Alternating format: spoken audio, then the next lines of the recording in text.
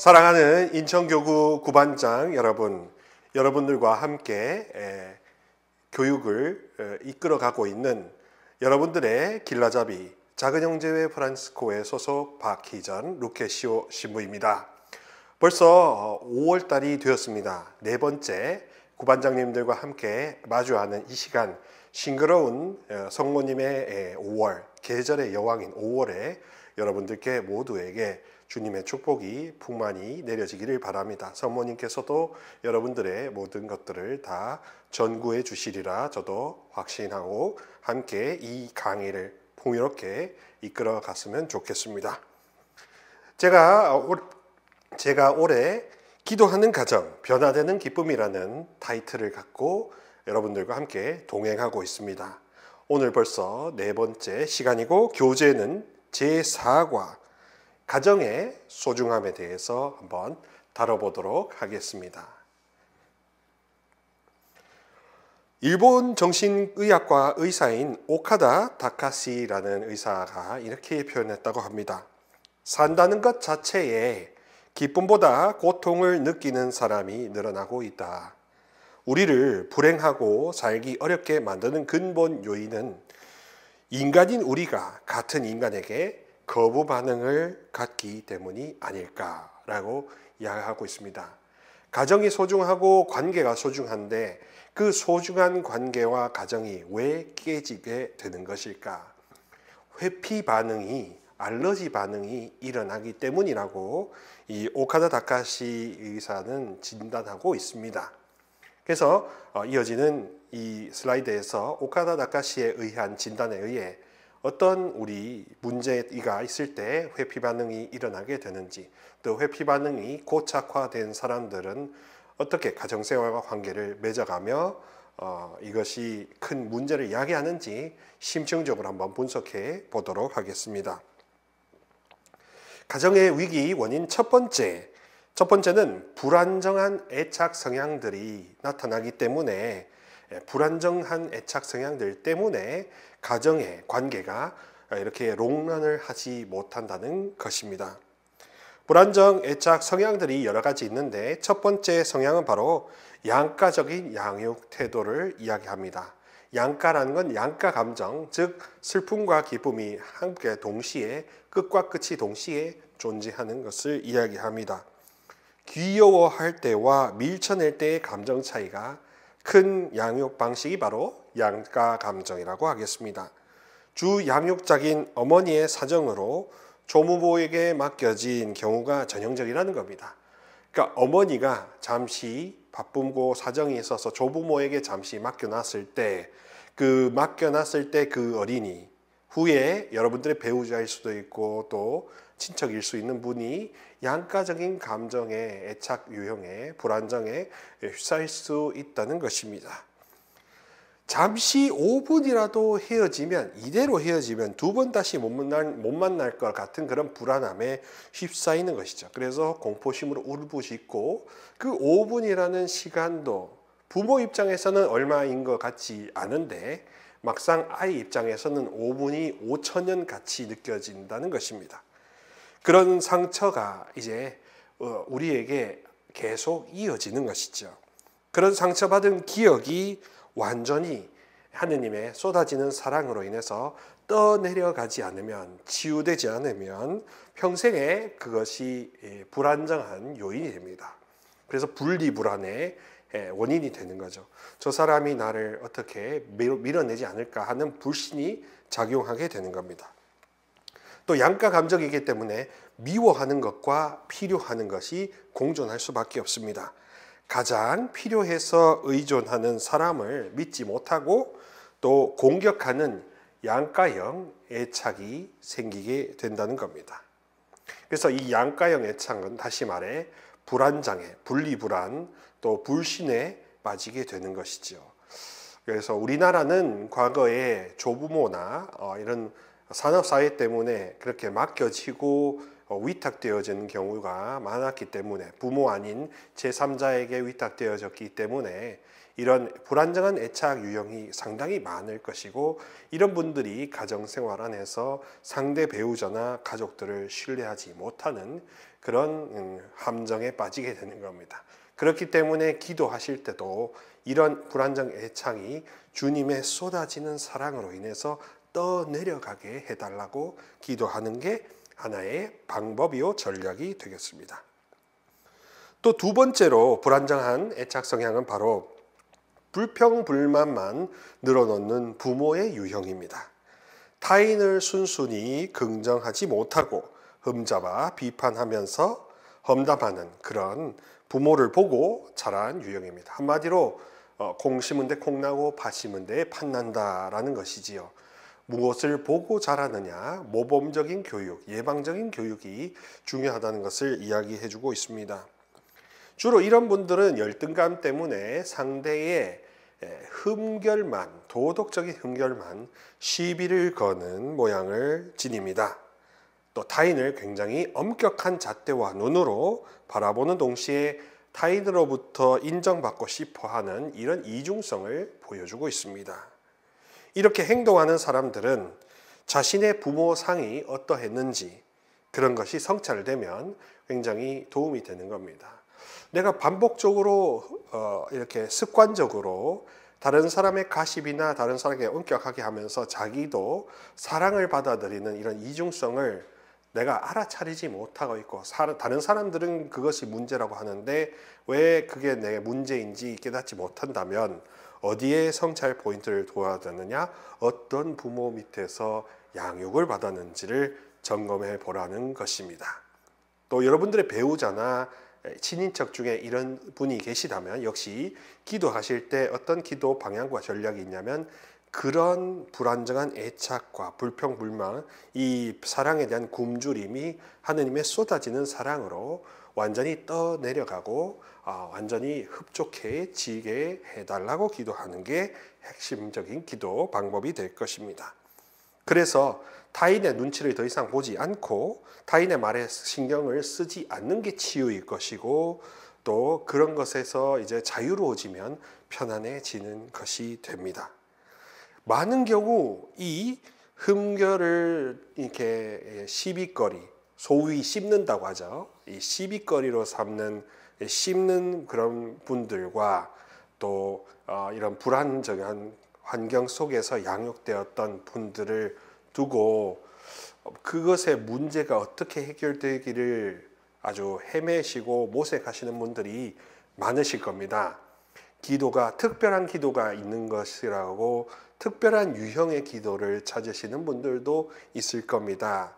그러나 특별한 유형의 기도가 있다기보다는 이게 원천적으로 원리적인 기도로 여기에 하느님의 쏟아지는 사랑, 불같은 사랑의 성령이 임하셔서 이 모든 것을 다 태우고 다 녹이고 떠나 보내게 해주십사고 기도하는 게 핵심적인 기도의 원리, 응용 원리가 될 것이니까 그렇게 유념하시면서 기도해 보시면 문제가 쉽게 해결될 수 있습니다. 그게 가정 복음화 아니겠습니까?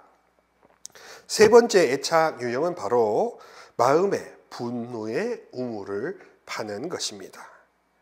미움에 대해서 우리가 잘못 생각하는 부분이 무엇이냐 하면요, 사랑의 반대말이 미움이라는 겁니다. 미워하면 사랑하지 않는 거라고 생각하는 겁니다. 저도 처음에는 그렇게 보았는데요, 좀 더 심층적으로 보니 미움의 반대말이 사랑이 아니라 사랑의 반대말은 무관심이었습니다. 그 사람이 무슨 일을 하건 어떤 처지에 있건 관심 갖지 않는 무관심이 사랑의 반대말이지, 미움이란 좌절한 사랑이며 다시 사랑의 반대편에 있는 게 아니라 또다시 사랑에 성공하고 싶은 사람이 진익이 되는 감정이라고 하는 겁니다. 사랑의 또 다른 표현이라고 합니다. 애증의 관계라고 하지 않습니까? 미워하는 것은 아직 그 사람에 대한 사랑이 남아있기 때문에 미워할 수 있는 겁니다.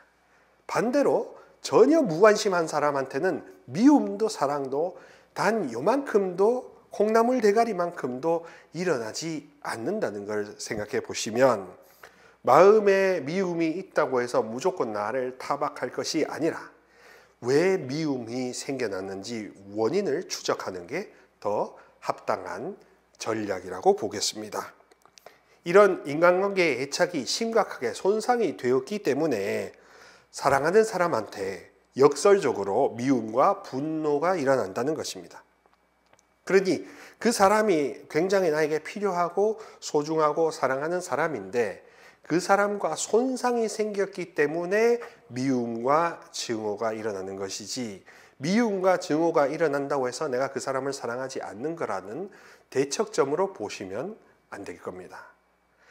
미움이나 사랑을 그렇다고 제가 옹호하는 것은 아니고요. 미움과 사랑이 있는 것에는 반드시 아직도 사랑의 불씨가 살아있다는 것을 염두에 두시라는 겁니다. 이 사랑의 불씨마저도 꺼지면 냉랭한 무관심만 찾아올 수밖에 없기 때문에 사전에 무관심을 예방하시라는 차원에서 미움을 있다면 그 미움 역시 이제 사랑으로 뒤집어 변화시켜 달라고 기도하시면 됩니다. 스스로 무엇에 화가 나 있는지 모르시는 경우가 많습니다. 그런 경우에는 무엇을 미워하는지 알지 못한 채 자신이 제일 믿을 수 있는 존재조차도, 지켜야 할 안심의 거처조차도 스스로 다 파괴해버린 겁니다. 그러니 화가 나고 짜증이 나면 다 에잇 하고 다 없애버리는 게 한국 분들의 특징 아니겠습니까? 그게 바로 미움의 우물을 파고 분노의 우물을 파서 애정의 관계이지만 그게 완전히 회복되지는 않았다. 자, 그렇기 때문에 이 가정에 위기가 찾아올 수도 있다는 겁니다. 가족 구성원 중에 누군가에 대한 미움이 있다는 건 아직은 그 사람에 대한 무관심이 깃들지는 않았다. 그러니 이 암이, 무관심이라는 암이 깃들기 전에 바로 여러분들의 미움을 다시 사랑으로 회복시키고자 기도하셔야 된다. 그럼 어떻게 기도해야 되느냐? 주님, 이 미움이 제 왜 생겨났는지, 어디에 손상이 가해졌는지 빛을 비춰 주시라. 그래서 내가 알지 못하는 부분을 깨우쳐 주셔서 그래서 다시 사랑으로 변화시켜 달라고 기도하는 게 필요한 기도 전략이 되겠습니다. 네 번째는 이제 아버지의 부재, 즉 권위자의 모델이 없는 경우에도 불안정한 애착의 장애가 생겨날 수 있다는 것입니다. 본디 자녀는 어머니로부터 애착 보상을 아버지에게서 받는다고 합니다. 정신의학적으로도 아버지의 부재는 다시 어머니에게 집착하게 되는데, 어머니마저도 뭐 이렇게 장사하셔야 되고 바쁘시고 뭐 이렇게 돼 보면 어머니에게서 다시 역설적으로 보상을 받아야 되는데 보상을 받지 못하기 때문에 마음속에 미움과 상처를, 손상을 입게 되고 불신하게 되고 불안하게 되고 인생을 다 회색빛으로 보게 되는 그런 뿌리가 내려진다는 겁니다. 어머니조차 자신의 친정 부모로부터 애정이 충분하지 않는 경우, 이렇게 구멍이 났을 때 그 부모니가 그것을 메워줄 수 있을 만큼 사랑을 이미 많이 받고 자라신 분이라면 자기 와이프나 자기 배우자가 이렇게 떠났을 때, 사별했을 때, 어떻게 헤어졌을 때 아버지 측이든 어머니 측이든 그런 것을 메꿀 수가 있는데, 특별히 이렇게 남편을 떠나보내셨거나 남편과 어쩔 수 없이 헤어지게 되셨던 그런 한부모 가정 안에서는 그 어머니에게 요구되는 보상이 충족되지 못하면 그 자녀들이 스스로 분노의 우물을 파고 이제 더 이상 말도 하지 않는다는 그런 게 나타나는 거죠. 아버지는 이런 기능을 한다고 합니다. 아버지는 어쨌거나 아이의 집합 사회화에 관여를 한다고 해요. 그리고 어머니를 자녀들이 독점하려고 하는 욕구를 제지시킵니다. 특별히 아들, 딸들이 갖고 있는 독차지하려는 것을 제지하는 그런 중재자, 컨트롤 타워가 되고요. 아이가 자신과 어머니와 자기 자신의 3자 관계를 잘 맺을 수 있도록 조정하는 것이 있습니다. 어떤 자녀는 엄마를 독차지하고 엄마가 아빠로부터 괴롭힘을 당한다 하면서 아버지를 미워하는 그런 이제 왜곡된 애착을 보이지 않습니까? 그래서 아버지가 살아계시거나 확고한 권위자로서의 모델을 갖고 있는 그 자녀가 그렇지 못한 자녀와 이렇게 갭이 나타날 수 있다는 겁니다. 그러면 이런 분들을 어떤 기도로 인도하고 도와줘야 되나, 우리 구반장님들, 교부교분들은 하느님을 아버지로 여기실 수 있도록 하느님을 아버지로 여기게 해달라고, 아버지로 믿겨지게 해달라고 기도하는 게 핵심인 것입니다.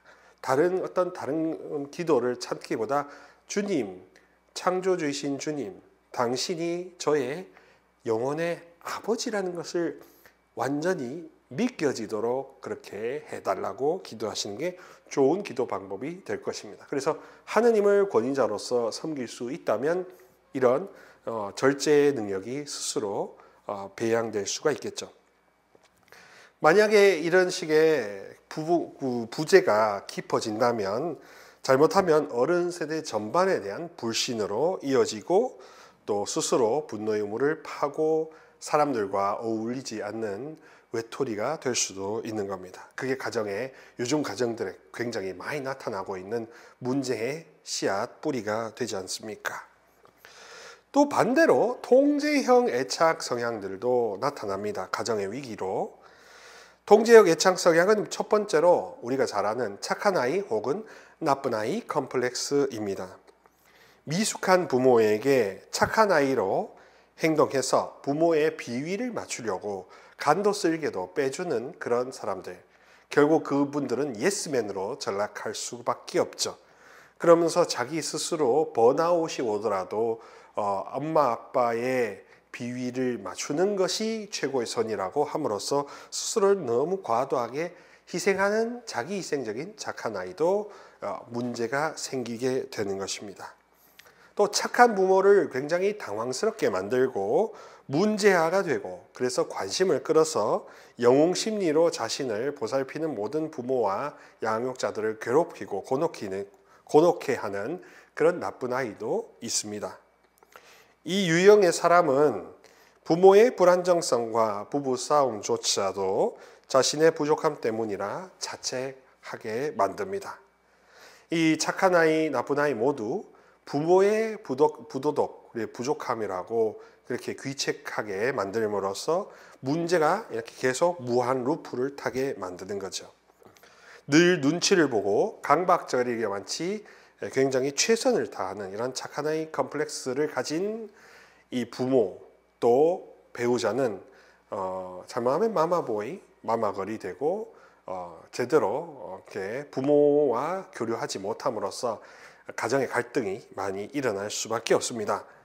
이거는 왜냐하면 자신의 내면 아이를 한 번도 돌본 경험이 없기 때문에 그렇게 나타나기 쉽습니다. 그래 자신의 내적 인간을 돌보지 않는 그런 방식 때문에 자신과 타인을 강요하게 되죠. 이런 분들에게는 기도 전략이 어떻게 되냐면 내 안에 주님께서 마련하신 변치 않는 어린아이가 있고 그 변치 않는 어린아이를 쏟아지는 사랑으로 채워주시면 아무것도 의존하거나 의지하지 않고 오직 주님만 바라볼 수 있을 것이다. 그래서 쓸데없는 애착에서 자유로워질 수 있을 것이다 라는 믿음을 심어주는 게 중요한 키포인트라고 하겠습니다. 통제적 애착 성향 두 번째는 이제 지배욕이 과다한 겁니다. 이 폭력이 나타날 수도 있는 것이지요. 자기 희생이 보답을 얻지 못하면 인간에게 강한 미움을 가지게 되는 겁니다. 그 결과 주변인들을 마음대로 조정하거나 냉혹하게 착취하고 복수함으로 스스로가 이 지배하는 것으로 우월감을 확인하는 왜곡된 성향이라고 하겠습니다. 심리 조작을 한다든지 사기를 한다든지 폭력을 행사해서 상대방의 마음을 자기 뜻대로 조정하고 지배하는 것만이 이들의 목표라고 하는 겁니다. 권력자일수록 이런 거에 굉장히 많이 노출되어 있고 또 열등감을 가진 분들도 이런 애착 유형에 많이 쉽게 혼돈에 빠질 수가 있는 겁니다. 어떤 배우자의 이런 부정적인 지배욕이 가정에 가장 큰 위기를 가져다 주지요. 그래서 폭력성이 강한 사람, 스스로 우월감을 나타내는 사람, 가부장적인 사람, 자기 술 먹으면 사람이 돌변하는 사람, 이런 것들이 다 동제의 욕구가 사실 그 친교의 욕구보다 더 강할 때 나타나게 되는 것이고, 이런 분들은 기도하실 때, 기도해 주실 때 그 안에 왜곡되어 있는, 삐뚤어져 있는 그 내면 아이를 하나님이 잠잠케 해달라고 기도하며 조금은 같이 싸워 나가실 필요가 있을 겁니다. 무엇보다도 가정위기 예방과 극복의 두 가지 열쇠는 공감 능력과 자기 성찰 능력이라고 하겠습니다. 공감 능력이란 무엇이냐? 아시다시피 단순히 상대가 하면 하고 하면 하는 이런 동조하는 것이 아니라 상대 입장에서 헤아릴 수 있는 그런 안목의 지혜라고 하겠습니다. 그래서 말하지 않아도 느껴지는 그런 것들, 분위기 파악되는 것들, 또 그 이면에 있는 그런 외로운 것들, 그런 것들을 간파하는 능력이 바로 공감 능력이겠죠. 자기 성찰은 언뜻 상대방의 문제로만 보이는 것을 자신의 문제, 나도 연관되어 있다고 보는 겁니다. 근데 하나 주의할 게 있습니다. 정신의학과에서 이야기하는 자기 연관 사고라는 게 있는데, 자기 연관 사고의 폐해는 무엇이냐 하면 상대방이 의도하지 않았는데 그 말을 나와 연결되어 있다고 착각하는 게 바로 자기 연관 사고라고 합니다. 상대방이 했는데 저 아를 한 이유가 내가 모자라고 죄를 지어서 그런 것 아닐까 하고 스스로 위축시키는 그런 왜곡된 사고방식이 자기 연관 사고라고 합니다. 자기 연관 사고를 벗어날 수 있으려면 저 사람이 저렇게 한 것은 괜찮아, 설령 나에게 연관되어 있는 문제 때문에 했다 하더라도 나중에 그 사람이 언젠가는 나에게 이야기하겠지라고 미리 앞서 걱정하는 것을 유보하는 그런 전략을 취하는 게 좋은 방식이 될 것입니다. 그리고 자기 성찰이 부족하면 지적을 받을 때 그것을 자신에 대한 인신공격으로 여기는데, 이 자기 연관 사고는 인신공격이 아니라 정말로 이 모든 것을 다 있는 그대로 볼 수 있도록 오히려 유도하는 것이죠. 자기 성찰을 잘하는 사람이 공감 능력이 높은 사람이고요, 공감 능력이 높은 사람이 자기 성찰을 잘할 수 있는 사람이라고 합니다. 그래서 실제로 평행한 관계에 있다고 해요. 다른 사람의 마음을 헤아릴 수 있는 사람, 자기 내면을 돌볼 수 있는 사람이 내가 무엇을 잘못하고 내 말투, 손짓 하나가 내 배우자와 가족에게 어떠한 영향을 미치는지 알게 되는 겁니다. 또 반대로 여러 가지 애착이나 눈 가리거나 여러 가지 방해물들이 있기 때문에, 괴로움의 씨앗이 있기 때문에 그 괴로움이 내 괴로움으로만 끝나는 것이 아니라 가정의 괴로움으로, 가정의 고통으로 확산되지 않습니까? 그래서 이때의 그 끈질긴 기도 전략은 바로 이 고통, 이 눈 가려져 있는 이 왜곡된 것이 곧바로 펴질 수 있도록 하느님의 쏟아지는 사랑을, 성령을 계속 끊임없이 간구하는 것이 필요합니다. 그래서 성령께서 오셔서 구원권은 펴지고 그다음에 가려져 있는 것은 다시 벗겨주시는 그런 차원의 완전한 해방이 중요하다고 하겠습니다. 그래서 다시 공감 능력이 회복이 되고, 또 공감 능력이 회복되면 상대 입장에서 내가 이렇게 살아왔던 역사가 얼마나 폐해였는지 깨달을 수가 있게 되는 것이죠. 사랑의 기쁨 24항에 이렇게 말하지 않습니까? 우리는 가정에서 이웃에 대한 친밀함과 배려와 환대를 배웁니다. 또한 이기주의의 굴레에서 벗어나 우리가 마땅히 관심을 보이고 친절을 베풀며 사랑해야 할 다른 이들과 함께 살아간다는 것을 깨닫게 됩니다. 라고 하고 있습니다. 그렇습니다. 혼인 생활은 서로 행복하기 위해서 서로가 의기투합해서 전우회로서 이렇게 참전하신 건데, 결국에는 나만의 전투, 내 고통만 이렇게 함몰되다 보니까 다른 사람들의 고통을 함께 어루만질 겨를도 없고, 또 그런 지혜도 없고, 공감 능력도 없고, 성찰 능력도 없으니까 다 함께 패전하게 되는 것입니다. 반대로 말하면 함께 승리하고 함께 전진하려면, 진취적으로 되려면 사랑에 만취되어야 된다는 것, 그것만이 유일한 길. 하느님 사랑이 위에서 내려오시는 쏟아지는 성령만이 우리를 가득히 취하게 만드시고 진취적으로 변모시킨다는 것을 잊지 마시면 좋겠습니다. 그래서 기도한다는 건 사실은 쏟아지는 하느님의 사랑, 성령을 간구하는 것, 그 이상도 그 이하도 아니다 라고 말씀드리고 싶습니다. 다른 특효약을 찾는 게 아니라 성령님 자체가 특효약이지 않겠습니까? 하느님 자체가 특효약이지 않겠습니까? 그 점을 꼭 생각해 보셨으면 좋겠습니다. 자, 코너 속의 코너, 강의 속의 강의, 계속해서 이어오고 있는 영성의 파노라마 시리즈, 오늘은 네 번째로 전통주의 영성에 대해서 다뤄보도록 하겠습니다. 전통주의란 바로 이렇습니다. 신앙의 역사적 차원에서 속하는 것들, 즉 의식, 성경, 전례, 상징, 조각, 성미술 등 여러 가지 교회가 역사적으로 물려주고 있는 그런 것에서 영적 자양분과 길을 모색하는 영성을 바로 전통주의라고 합니다. 앞선 이들로부터 물려받은 신앙의 유산, 그 유산의 형식과 법칙, 어떤 관례들을 굉장히 중시하는 전통주의자를 전통주의 영성가라고 이야기할 것입니다. 전통주의 영성의 장점과 단점을 살펴보면 이렇습니다. 의식과 틀, 제도와 규율의 필요성을 느끼는 영성의 길을 말하고 있습니다. 성경, 전례, 수도원 영성, 교리 공부 등 주로 역사성과 관련되어 있는 것에 더욱더 주목하는 게 바로 전통주의라고 합니다.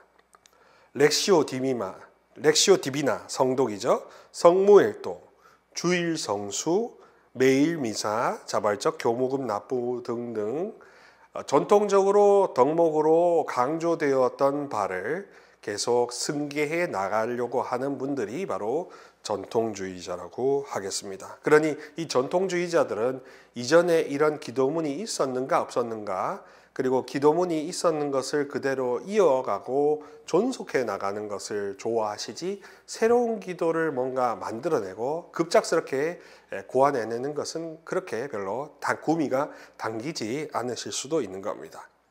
가장 역사적이고 전통적이고 안정적으로 하느님을 경험하려는 이런 방향을 선호하시는 분들이 전통주의자라고 하겠습니다. 그런데 이런 전통주의의 단점이 있는데요.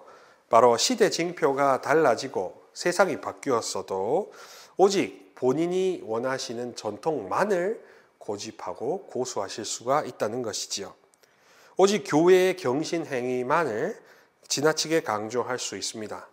그래서 교회도 사회의 일부라는 그런 사실을 수용하지 않을 수 있는 것이지요. 시대의 변화와 징표를 외면하며 형식과 제도와 도덕 규율만을 강조할 때 카리스마를 굉장히 우리가 소홀히 할 수 있는 겁니다. 이 전통주의에서 가장 대표적으로 이렇게 여기고 있는 것이 바로 렉시오 디비나 되겠습니다. 렉시오 디비나는 렉시오, 읽다, 메디타시오, 묵상하다, 그 다음에 오라시오, 구송으로 기도하다, 그 다음에 콘템플라시오, 관상하다, 루미나시오, 되새김질을 하다라는 이런 5개의 단계를 통해서 말씀을 이렇게 굉장히 말씀의 역사를 내 역사로 융합시키는 작업을 하는 기도 방법이 되겠습니다. 렉시오는 무조건 성경을 굉장히 정독합니다. 문자가 그렇게 문자로 표현될 수 있는 역사적인 배경이나 뉘앙스들을 굉장히 연구하고 꼼꼼하게 자료도 찾고 해보는 겁니다. 그냥 대충 읽는 게 렉시오가 아닌 겁니다. 굉장히 정독을 해보는 겁니다. 메디테이트는 숙고를 하는 것이죠. 오라시오는 굉장히 교제를 하는 겁니다. 이거 막 하면서 그 다음에 컨템플레이트를 통해서 자아가 하느님한테 홀딱 빠지는 겁니다. 생각이 멈추고 형언할 수 없는 사랑의 만취가 되는 것이 바로 마취되는 것, 만취가 되는 게 말로써 다할 수 없는 사랑에 홀딱 빠지는 게 바로 관상이거든요. 그리고 루미나시오는 이제 이 모든 것을 다시 반복해서 깊이 되새겨 보는 겁니다. 그래서 확신이 생길 때까지 계속 무한 반복을 루프를 타는 것을 루미나시오라고 하죠. 그래서 렉시오 디비나는 말씀을 통해서 그 말씀 안에 있는 역사와 정감과 또 어떤 교훈과 또 사랑의 그런 따스함과 이 모든 것을 다 내 자양분으로 이렇게 섭취하는 전통적인 그런 섭취 방법 영성이라고 할 수 있습니다. 그러니까 이 렉시오 디비나는 그냥 성경을 무한반복으로 읽는 것이 아니라 좀 더 꼼꼼하게 읽고 좀 더 깊이 읽고 무엇보다 말씀의 그 가르침과 비전에 대해서 내가 홀딱 빠지게 되는 게 핵심이라고 하겠습니다. 정보만을 찾는 것이 아니라 정서도, 사랑의 정서도 함께 구하는 것이지요. 그래서 이 전통주의자들은 성모님을 굉장히 기도의 스승이요 모범으로 삼습니다. 성모님처럼 역사의 주인공이 되시고 그리스도교의 가장 관문이 되시는 그런 분을 전통주의자들은 굉장히 좋아하고 가장 대표 아이콘으로 삼고 싶어 하시는 거죠. 그래서 성모님께 많은 기도를, 전구를 청하고 있습니다. 장차 또 성모님과 아주 가장 가까이 닮으려고 하시는 분들이 전통주의자의 어떤 경향을 보인다고 하겠습니다. 그러니 전통주의자들께서는 이 루카복음 1장 38점의 이 휘앗 이야기를 굉장히 사랑스러워 하시지요. 보십시오, 저는 주님의 종입니다. 말씀하신 대로 저에게 이루어지기를 바랍니다 하는 이 말씀을 아주 이렇게 핵심 모토로 삼으시는 분들, 그런 분들이 전통주의자라고 하시겠습니다. 그러니까 전통주의자분들이 이 전통주의 영성에서 기도란 것은 교회가 가르쳐준 바 그대로 내가 순종하며 걸어가고 또 성부님과 예수님의 발자취를 그대로 따라가는 것이지, 그리고 있는 것을 내가 계속 리프레젠테이션, 재현해 나가는 것이지, 그렇지 않은 경우 뭔가 뜬금없이 뭔가 이루어지는 게 기도 생활이 아니라고 말씀하시는 겁니다. 그래서 이런 분들은 방법이나 역사나 어떤 매뉴얼을 굉장히 선호하시는 분들이지, 그런 분들이 또 다른 분들과의 결이 다른 그런 것이지 결코 틀린 것은 아니라는 점도 잊지 말아 주셨으면 좋겠습니다. 가톨릭 교회, 한국 가톨릭 교회는 이런 전통주의적인 컬러가 굉장히 강하게 있습니다. 그러다 보니까 반대로 말하면 이거 이상으로 제가 말씀드렸던 신비주의, 감각주의, 그 다음에 자연주의, 이런 전통주의 이런 것들을 다 아우를 수 있는 안목이 조금 이렇게 관심이 부족할 수도 있습니다. 그렇기 때문에 이 강의와 이 교육이 여러분들에게 이 명성을 파노라마, 이렇게 좀 폭을 지경을 넓혀드리는 목적이라는 것을 다시 한번 강조해 드립니다. 영성은 방법과 예식과 형성과 역사에만 국한되는 것이 아니라 사랑에 홀딱 빠지는 게 영성을 알려 하는 목적이거든요. 그래서 하느님한테 완전히 fall in love, 완전히 빠지시면 거룩한 만취는요, 여러분들을 완전히 해탈하게 만들 거기 때문에 그렇습니다. 괴로움에, 외로움에, 슬픔에, 아픔에, 온갖 영육간의 질병에서 빠져나오고 그것을 이겨낼 수 있는 그 단초는 하느님과 사랑에 빠지는 것. Fall in love with God. 하느님과 사랑에 빠지는 그 길밖에 없다. 그게 정답이라는 것을 다시 한번 강조해 드리고 싶습니다. 이렇게 해서 오늘 네 번째 교육 마무리하게 되었습니다. 어떻게 도움이 많이 되셨는지 모르겠습니다. 여러분들의 시야가 넓어지고 하느님이 원래부터 여러분들과 사랑을 나누고 싶으면 하신다는 것 이해하셨으면 좋겠고요. 하느님 사랑에 가득 취해 시편 말씀처럼 춤추며 주님 앞에 나아가는 그런 복된 5월, 성모님의 그 복된 5월이 되었으면 좋겠습니다. 여러분 모두에게 주님의 평화를 빕니다.